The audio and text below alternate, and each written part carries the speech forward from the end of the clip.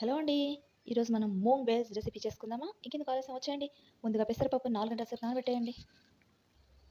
ఇప్పుడు వీటిని మెత్తగా మిక్సీ చేసేసుకోండి. ఇలా చేసి పెట్టేసేసుకోండి మెత్తగా. ఇప్పుడు ఇందులోకి ఒక స్పూన్ జీలకర్ర వేసేయండి. తర్వాత మొత్తం కలపండి. ఇప్పుడు మీకు నచ్చిన కూరగాయలు తీసుకోండి. నేనైతే క్యారెట్, బంగాళదుంప, ఆనియన్, పచ్చిమిర్చి, అల్లం, బీట్రూట్ 5 రకాలు తీసుకున్నా. మీకు నచ్చినవి మీరు తీసేసుకోండి. వీటిని ఇంకా సన్నగా చాపర్లో వేసి ముక్కలు చేసేసుకోండి.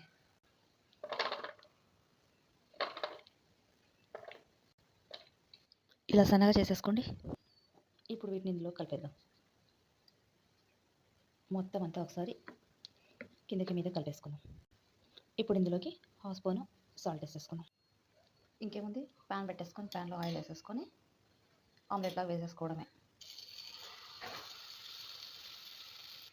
ఓ 2 నిమిషాలు మూత పెట్టి ఫ్రై అవనిద్దాం.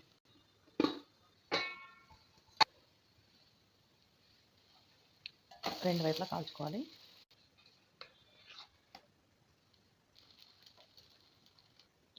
ఇంతే, మూంగ్ వెజ్ ఆమ్లెట్ రెడీ. దీంట్లోకి చట్నీ లేకుండా కూడా ఉత్తిదే అలాగే తినేయచ్చు. నాన్ వెజ్ తినే వాళ్ళకు ఎగ్ ఎలాగో అలాగే ఎగ్ తినని వాళ్ళకు కూడా ఇది పర్ఫెక్ట్ రెసిపీ. ట్రై చేయండి మీరు కూడా. బాయ్.